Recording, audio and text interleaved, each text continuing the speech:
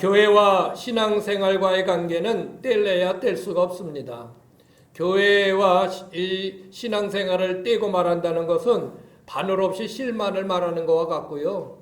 성경에서도 그렇고 우리 교회와 우리 성도들 간의 관계는 마치 부부관계와도 같습니다. 내가 교회를 얼마나 가까이 하느냐가 바로 나와 하나님 사이가 얼마나 잘 유지되고 있느냐를 판단하게 하는 실질적인 척도라고 할 수 있습니다. 어떤 이들은 뭘 그렇게 교회를 열심히 나오라고 하느냐, 또 왜 교회를 빠지지 말라고 하느냐, 그런 얘기들을 많이들 하는 사람들도 있습니다만은, 그러나 결코 우리가 교회를 멀리하면서 우리의 신앙이 하나님과 가까워질 수 없다는 것은 아주 분명하고도 명확합니다. 우리는 교회 안에서 쉼을 얻고 안식을 얻고 평안을 얻습니다. 하나님이 주시는 위로함을 얻습니다. 하나님이 주시는 용기를 얻고 하나님이 주시는 능력을 얻습니다. 이것은 다른 데서 얻을 수 없는 교회만이 줄 수 있는 하나님의 놀라운 은혜인 것입니다. 그렇기 때문에 우리가 교회 안에서 이런 것들을 풍성히 누리며 살기 위해서는 교회를 가까이 할 수밖에 없다는 것입니다. 또 가까이 해야 한다는 것입니다. 우리는 교회를 통해서 복음을 알게 되었고요. 그곳에서 신앙이 자랐습니다. 여러분이 어려서부터 여러분의 신앙이 바로 이 교회 안에서 자랐다는 것입니다. 그리고 늘 주일이면 이처럼 예배를 드리고 이렇게 수십 년 동안 신앙을 지켜왔죠. 그러므로 교회와 이 우리의 신앙은 뗄 수가 없는 것입니다. 어떤 사람은 교회를 가까이 하지 않아도 신앙생활을 잘할 수 있지 않느냐 그렇게 말하는 사람이 있습니다. 그럴 수도 있겠습니다. 그러나 교회를 멀리하면서 온전한 신앙을 지켜나가고 있는 사람을 저는 제가 신앙생활을 한 이후로 한 번도 본 적이 없습니다. 교회와 신앙생활의 절대적 관계는 교회가 무엇인지를 분명히 알면 알수록 그것은 아주 정확하게 더 절대적으로 우리의 신앙생활이라는 게 교회를 중심한 우리의 신앙생활이라는 게 너무나 중요한 거구나 하는 것을 여러분 깨닫게 될 것입니다. 교회는 단순히 십자가를 걸어놓은 건물이 아닙니다. 대부분의 교회는 십자가가 제일 높이 있죠. 그래서 그 십자가를 보면서 저건 교회다 그렇게 이야기를 합니다. 그러나 우리가 눈에 보이는 십자가에 걸려있는 그런 건물만이 그런 것이 교회가 아니라고 하는 것입니다. 여러분, 어떤 모임이 인원 하나하나가 한 몸이 되었다고 말하는 그런 모임이 어디 있습니까? 우리는 한 몸이 완전히 정말 말로 한 몸이 아니고 진짜 한 몸이 된 것입니다. 그리고 그 한 몸 된 그 공동체가 또 성장을 해요. 자라나요. 이런 모임을 여러분 어디서 보셨습니까? 바로 이런 것은 교회의 특징이고 주님께서 교회가 바로 이런 모습이라고 우리에게 말씀해 주셨고 성경에도 그렇게 나오고 있는 것입니다. 교회는 예수님이로 믿는 성도들에게 함께 계속 유지되어 왔고 교회가 신앙이고 교회가 곧 성도인 것입니다. 여러분, 그러므로 오늘 이 새 첫날 교회가 무엇인가라는 이 말씀을 여러분 마음에 잘 새겨들어서 올 한 해도 교회를 중심으로 여러분의 신앙이 온전히 이루어지기를 축원합니다. 올해의 우리 교회 표현은 따라보세요. 성령 안에서 함께 만들어가는 교회. 바로 성령 안에서 함께 만들어가는 교회가 우리 교회의 표입니다. 자, 오늘 말씀을 통해서 교회가 무엇인지 우리 좀 더 우리가 깨닫고 이 말씀 안에서 이 표 안에서 정말 승리하는 신앙생활이 되시길 원합니다. 교회는 뭐예요? 첫 번째로 교회는 예수님입니다. 교회를 정의할 때 그 첫 번째는 예수님 자신이 교회라는 것입니다. 예수님께서 교회라는 단어를 처음 쓰셨을 때 베드로에게 하신 말씀 중에 있습니다. 베드로에게 이렇게 얘기합니다. 내가 내게 이르노니 너는 베드로라. 내가 이 반석 위에 내 교회를 세우리니 음부의 권세가 이기지 못하리라. 예수님은 내 교회를 세우리라 그렇게 말씀하셨습니다. 단순히 교회를 세우리라가 아니라 내 교회, 나의 교회, my church, 내 교회를 세울 것이다 그렇게 말씀한 것입니다. 사도행전 20장 28절에 보면 하나님이 자기 피로 사신 교회를 지게 하셨느니라 이렇게 말씀하고 있습니다. 하나님이 자기 피로 사셨다? 누구의 피인가요? 예수 그리스도의 피를 통하여 만들어진 형태가, 만들어진 공동체가 바로 교회라는 것입니다. 예수님의 피로, 예수님의 피가 지금 여기에 다 서려 있는 거예요. 예수님의 피가, 예수님 피가. 또 바울은 교회와 예수님의 관계를 예수님은 교회의 머리가 되시고 교회는 그의 몸이 되신다 이렇게 말씀하고 있습니다. 한번 읽어보실까요? 시작. 또 만물을 그 발 아래에 복종하게 하시고 그를 만물 위에 교회의 머리로 삼으셨느니라. 교회는 그의 몸이니 만물 안에서 만물을 충만케 하시는 이의 충만이라. 교회가 예수님의 몸이라는 겁니다. 그리고 가장 높은 곳에 있는 것은 십자가가 아니라 예수님이라는 것입니다. 예수님. 교회의 머리가 되신다. 그러니까 교회와 예수님은 떼어놓을 수가 없는 것이죠. 예수님을 믿는 우리가 그의 몸인 이 교회를 무시하고 가까이 하지 않는다는 것은 있을 수 없는 것입니다. 수많은 믿음의 선진들이 교회를 지킴이 주님을 지키는 것이고 신앙을 지키는 것으로 알고 순교를 했던 것입니다. 교회를 지키기 위하여. 일제시대 때나 우리의 6.25 전쟁 때나 교회를 지키기 위하여 얼마나 많은 사람들이 순교의 피를 흘렸는지 모릅니다. 그 순교의 피 위에 세워진 교회가 바로 여러분 이 교회인 것입니다. 서울 영락교회에 김웅락이라고 하는 이 장로가 있습니다. 이분은 순교한 이야기로 아주 우리들에게 감동을 주고 있는데 6.25 전쟁이 일어나자 이제 모든 사람들이 다 피난을 갔습니다. 영락교회 다니던 성도들도 다 피난을 갔어요. 그러나 김웅락 장로는 그렇게 생각을 했습니다. 다 가면 이 교회는 누가 지키는가? 나라도 교회를 지키자 하고 그는 피난을 가지를 않았습니다. 이 6.25 때 이 영락교회는 막 폭격을 맞고 해서 그냥 다 무너지고 막 그랬습니다. 이제 십자가져 보이는 게 이게 지금의 영락교회, 당시의 영락교회의 모습인 것입니다. 하루는 이 김웅락 장로가 교회를 들어가려고 들어가는데 인민군이 나와가지고 너 누구냐 하고 총을 들이댑니다. 그러니까 이 김웅락 장로는 당당하게 나는 이 교회 장로요. 뭐라고 장로라고? 하고 그를 잡아가지고 수갑을 채워가지고 그를 사형장으로 형장으로 끌고 갑니다. 끌려가는 도중에 제가 죽어도 좋지만 교회에서 한 5분 동안만이라도 기도를 할 수 있게 해달라고 요청을 합니다. 그래서 수갑을 잔 채로 교회에 들어가서 무릎을 꿇고 눈물로서 기도합니다. 하나님, 이 교회를 지켜주옵소서. 이 교회를 지켜주시옵소서. 그리고 그가 기도를 마친 후에 끌려가서 바로 그 교회 옆 벽에 있는 남쪽 지역의 빈터로 끌려가서 인민군은 그의 머리에 총을 들이댑니다. 그리고 땅 하는 총소리가 나고 그는 1953년 9월 23일 45세의 나이로 순교하게 됩니다. 나라도 교회를 지켜야 되겠다고 하는 그 마음, 결국 그는 교회를 지키기 위하여 순교자가 된 것입니다. 이외에도 교회를 지키기 위한 순교한 이들을요 수없이 많습니다. 어떻게 이루다 말할 수가 있습니까?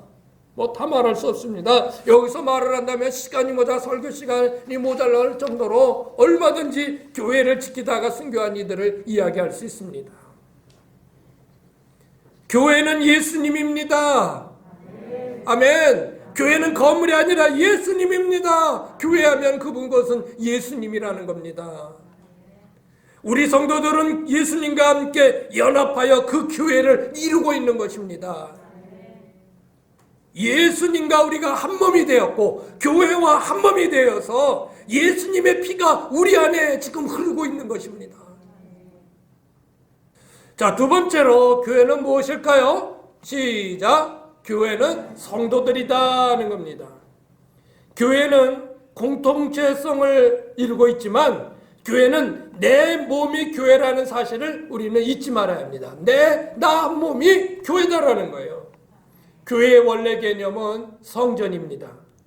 이스라엘에게서 성전은요, 예루살렘 성전이고요. 대대로 이스라엘 사람들에게서 예루살렘 성전은 자랑거리고 이스라엘의 영광의 상징입니다.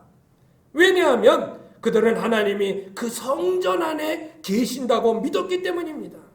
그래서 나라를 이뤘을 때도 이스라엘 사람들은 어느 나라, 어느 지역에 있든지 기도할 때는 항상 예루살렘 성전의 방향을, 이쪽이 예루살렘 성전이 있지, 그러면 반드시 그곳을 바라보면서 하나님 앞에 기도를 했던 것입니다. 그러나 예수님은 이 성전 체제를 무너뜨리셨습니다. 예수님이 십자가에서 운명하실 때 예루살렘 성전의 휘장이 위에서부터 밑으로 쫙 찢어졌습니다. 이것은 이제 너희들 성전 시대는 끝났다. 이스라엘 백성들이 그렇게 자랐게 여기는 예루살렘 성전, 그곳에만 하나님이 있다고 생각하는, 다른 곳에는 없다고 생각하는 이런 모든 성전 시대는 끝났다. 예수님이 선언하신 것입니다. 예수님께서 3년 동안 활동하실 때도 예루살렘 성전을 자랑스럽게 여기던 유대인들에게 이렇게 말씀하셨습니다. 한번 읽어보실까요? 시작! 예수께서 대답하여 이르시되 너희가 이 성전을 헐라 내가 사흘 동안 일으키리라. 성전을 헐어보라는 겁니다. 그러면 내가 사흘 만에 다시 그것을 세우겠다는 거예요. 그랬더니 유대인들이 참나 이거 하면서 이렇게 대답을 합니다. 20절 시작! 유대인들이 이르되 이 성전은 46년 동안의 지었건을 내가 3일 동안에 일으키겠느냐 하더라. 그렇죠. 이렇게 오래 지어진 성전을 무너뜨리면 예수님이 그걸 어떻게 3일 만에 일으키냐는 거예요.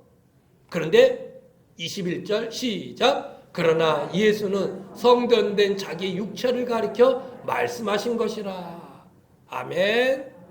성전된 자기 육체를 가리켜서 말씀하신 거예요. 예수님이 성전 체제를 이렇게 무너뜨렸지만 성전의 근본 개념인 하나님이 계신 거룩한 곳이라는 사실은 변함이 없습니다. 따라 보세요. 성전은 하나님이 계신 거룩한 곳이다. 이에 대해 바울은 이렇게 말씀하고 있습니다. 고린도전서 3장 16절 시작! 너희가 하나님의 성전입니까? 이 성도들을 가리켜 너희는 하나님의 성전이다. 너희는 하나님의 성전이다. 예. 그리고 계속해서요. 하나님의 성령이 너희 안에 계시는 것을 알지 못하느냐? 여러분은 하나님의 성전입니다. 그리고 하나님의 영이신 성령이 지금 그 안에 계십니다. 예. 위에서 말씀드렸듯이 예수님과 함께 교회를 이루고 있는 우리 모두는 다 교회임은 당연한 것입니다. 그러므로 우리 한 사람 한 사람은 송악교회라는 이름 아래 한 몸이 된 거예요. 여러분, 우리는 한 몸이에요. 네, 한 몸이에요. 우리가 교회고 내가 교회고 송악교회라는 이름 안에서 우리는 한 몸이 된 거예요. 한 몸. 그래서 여러분, 무슨 일이 있으면 여러분은 연대 책임을 져야 합니다. 빠져나가면 안 됩니다. 예? 아멘 아닙니까? 더 크게 해요. 아멘. 네. 누가 아프면 내가 아픈 겁니다. 누가 힘들으면 내가 힘든 겁니다. 누가 어려움이 있으면 내가 어려움이 있는 겁니다. 교회에 어려움이 있으면 내가 어려움이 있는 겁니다. 이런 연대적인 그런 책임감을 우리는 가져야 한다는 것이죠. 우리 교회는 왜 그래? 라고 누가 말을 한다면 그것은 잘못된 말입니다. 그것은요, 나는 왜 그래? 하는 말과 똑같은 거예요. 왜? 우리 교회, 그 교회가 난데 내 교회에 대해서 내가 교회를 어떻다고 얘기하면 나 스스로를 지금 얘기하는 거란 말이에요. 그래서 우리 교회는 이렇고 왜 그래? 그렇게 해서는 안 됩니다. 그런 말을 해서는 안 돼요. 너희도 성령 안에서 하나님이 거하실 초소가 되기 위하여 그리스도 예수 안에서 함께 지어져 가느니라. 하나님이 거하실 초소가 되기 위하여. 내 몸이 성전이니까 하나님이 내 안에 계실 수 있는 그런 초소로 나를 만들라 이거예요. 나를 만들라. 그러면 내가 하나님이 거하실 초소가 되기 위하여 내가 어떻게 만들어줘야 될까요? 어떻게 만들어야 될까요? 고린도전서 3장 16절 17절 다시 이 말씀을 보세요. 잘 보세요. 시작. 너희는 너희가 하나님의 성전인 것과 하나님의 성령이 너희 안에 계시는 걸 알지 못하느냐. 자, 시작. 누구든지 하나님의 성전을 더럽히면 하나님이 그 사람을 멸하시리니 하나님의 성전은 거룩하니 너희도 그러하니라. 하나님의 성전인 내 자신이 더러워지면 하나님이 내 안에 어떻게 거하실 수 있느냐는 거예요. 어떻게 거하실 수 있느냐는 거예요. 예? 방 하나가 있는데 그냥 온 방에 그냥 막 쓰레기들로 그냥 잔뜩 차 있어 보세요. 어디 발 하나 뒤져놓을 데가 없는 거예요. 여러분, 하나님의 성전인 내 안에 들어와셔서 좌정하시려고 하는데 어디 발을 놓을 데가 없는 거예요. 발을 놓을 데가 없어. 예. 세상의 욕심으로 가득 차 있고 허영과 시기와 질투 각종 죄악으로 가득 차 있고 타락한 것과 죄악들로 가득 차 있는 데 안에 우리 하나님이 거룩하신 하나님이 어떻게 계실 수 있느냐는 겁니다. 어떻게 계실 수 있어요? 예. 그래서요, 하나님 거하실 초소가 되기 위해서는 다른 거 없습니다. 내 자신을 거룩하게 잘 지켜나가야 하는 것입니다. 죄로부터 내 자신이 깨끗해져야 합니다. 아멘. 크게 하세요. 죄로부터 내 자신이 깨끗해져야 합니다. 모든 일에 부정한 일이 있어서는 안 됩니다. 내 안에 계신 하나님을 근심시켜드리는 일이 있어서는 안 됩니다. 예수 믿으면서도 여전히 이기적이고 사랑을 베풀지 못하고 용서하지 못하고 그런 것들로 내 안에 가득 차 있으면 주님은 내 안에 거하실 수가 없는 것입니다. 깨끗해야 합니다. 여러분 안을 깨끗하게. 더럽고 추악 같은 것들 여러분 안에 두려고 하지 마세요. 그건 뭐 이렇게 다 버리세요. 내버리세요. 다 씻어버리세요. 씻어버리세요.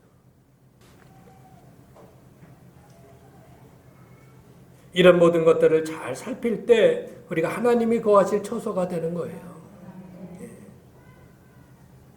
그러므로 내 몸이 교회인이 하나님의 거하실 처소가 되기 위하여 여러분 거룩한 삶을 이 안에 사시기를 바랍니다. 자, 마지막 세 번째는 뭘까요? 시작. 교회는 형태를 가진 빛이다. 빛. 마치 어두운 그 망망대해에 어디인지 잘 모르는 그 깜깜한 밤에 저기서 비치는 등대와 같은 곳이 바로 교회예요. 교회. 이것은 눈에 보이는 건물 교회, 즉 지역 교회. 우리가 신학적 용어로 로컬 처치라고 하는데 이 지역 교회를 의미하는 것입니다. 이제까지 위에서 말씀드린 교회는 어쩌면 무형의 형태, 무형의 그런 교회일 수 있습니다. 눈에 보이지 않는 교회일 수 있어요. 그러나 제가 지금 말씀드리는 것은 분명히 십자가를 걸어놓은 유형의 교회를 의미하는 것입니다. 눈에 보이는 건물로서의 교회 기능은 과연 무엇이겠습니까? 건물은요, 높이 세우고 거대한 위용을 보여주어 하는 것이 건물로서의 그런 교회의 기능입니까? 그 교회 엄청 크게 잘 졌대. 그게 교회의 기능일까요? 멋지고 아주 대단한 건물, 그런 건물로서의 교회의 기능일까요? 그렇게만을 위해서 다른 사람들 칭찬받는 것? 교회가 모여서 예배하는 그런 기능으로서만 교회의 기능이 되어야 할까요? 일주일에 한 번 예배를 드리고는 전혀 아무것도 하지 않는 그런 교회가 교회의 진정한 교회의 기능일까요? 구약에서부터 하나님은 예언해 놓으신 말씀이 있습니다. 메시아를 통해서 이 세상 이스라엘의 백성들을 세우시고 그들을 이방인의 빛으로 세우셨다. 시작. 나 여호와가 의로 너를 불렀은즉 내가 네 손을 잡아 너를 보호하며 너를 세상 백성의 언약과 이방의 빛이 되게 하리라. 예, 이방의 빛. 메시아가 오면 하나님의 백성들을 만들고 그들을 통하여 이방의 빛이 되게 하신다. 이 빛은 오늘날 예수를 믿는 우리들에게 이어집니다. 시작. 주께서 이같이 우리에게 명하시되 내가 너를 이방의 빛으로 삼아 너를 땅끝까지 구원하게 하리라 하셨느니라. 여기서 이방이라는 것은 예수 믿지 않은 사람들을 의미하는 것이고요. 우리는 바로 이러한 예수 믿지 않는 사람들에게 빛이 되어야 한다는 것입니다. 우리가 보이는 이 교회는 바로 이 일을 잘 해내야 됩니다. 예수 믿지 않는 사람들에게 빛이 되어야 하고 이 일을 통해서 하나님이 영광을 받으셔야 하는 것입니다. 하나님이 영광을 받으시는 교회. 그것이 바로 세상의 어둠 가운데 이방인들에게 빛을 비치는 그런 역할을 하게 되는 것입니다. 오늘 말씀에 하나님이 거하실 처소가 되도록 하는 것은 하나님의 영광이 만민들에게 나타내 보여져야 한다라는 말씀인 것입니다. 교회가 이 일을 게을리하면 세상 사람들의 지탄을 받습니다. 에휴, 저 교회는 평생 좋은 일 한번 하는 거를 내가 못 봤어. 예? 세상 사람들의 비난이에요. 세상 사람들에게 좋지 않은 말을 듣는다면 우리는 하나님의 영광을 가리는 교회가 되는 것입니다. 이런 일에 과거 우리 한국교회는 많은 성장과 멋진 건물들을 세우고 자랑해 보았지만 그러나 진정 세상 사람들에게 칭찬을 받는 일에는 너무나 부족했습니다. 교회들이 너무 부족했어요. 너무 부족했어요. 여러분, 우리 송악교회가 더 세상으로 파고들어가야 합니다. 할렐루야.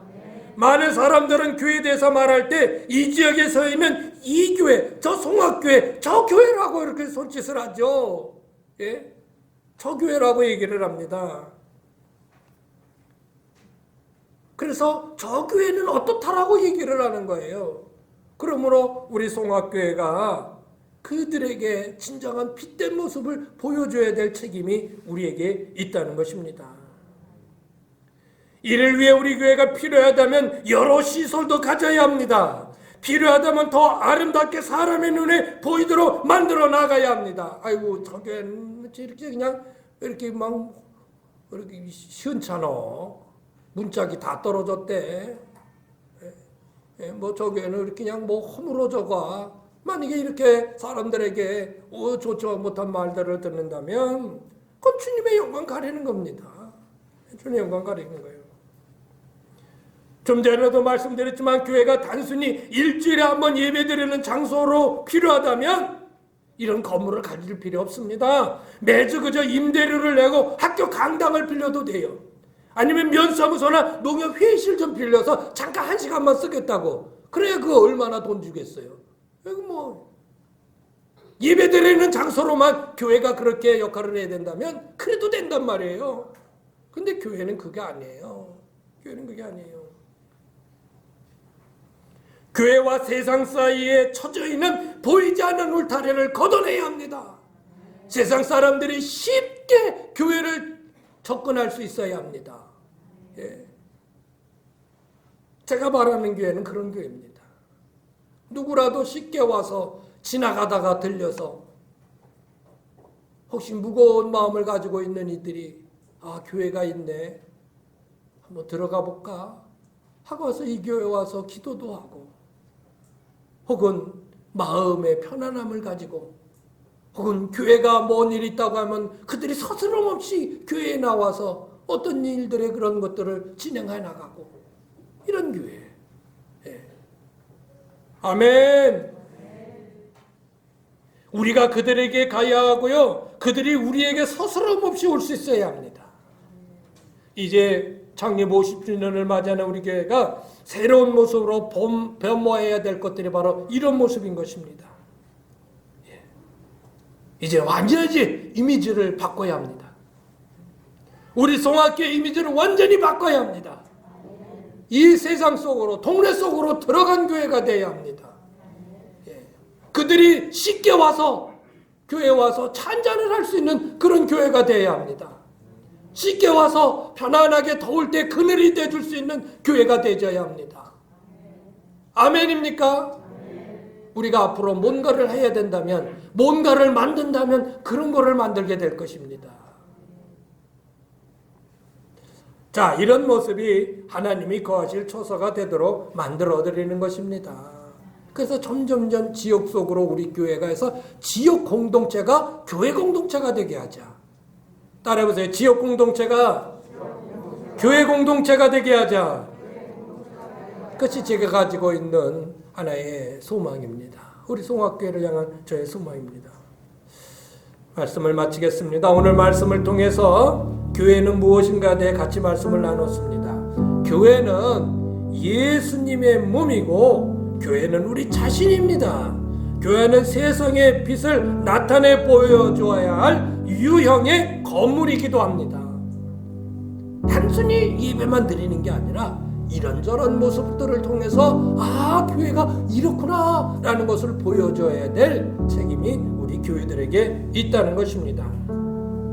교회는 그 어느 교회도 완성된 교회는 없습니다. 꾸준히 완성된 교회를 위해 자라나가야 하는 것이 교회가 있을 뿐인 것입니다. 자라나는 교회만 있지 완성된 교회는 없어요. 이를 위해 오늘 말씀에 함께 지어져가 나가야 함을 말씀하고 있는 것입니다. 우리 송악교회가 정말 하나님이 거하실 처소가 되기 위해서 모두 함께 만들어 나가는데 힘을 합쳐주시기를 바랍니다. 힘을 합쳐서 나갑시다. 올 2023년도 더욱더 이런 일들에 많은 성장을 이룰 수 있는 우리 모두가 되어지기를, 우리 그런 교회가 되시기를 간절히 주의 이름으로 부탁을 드립니다.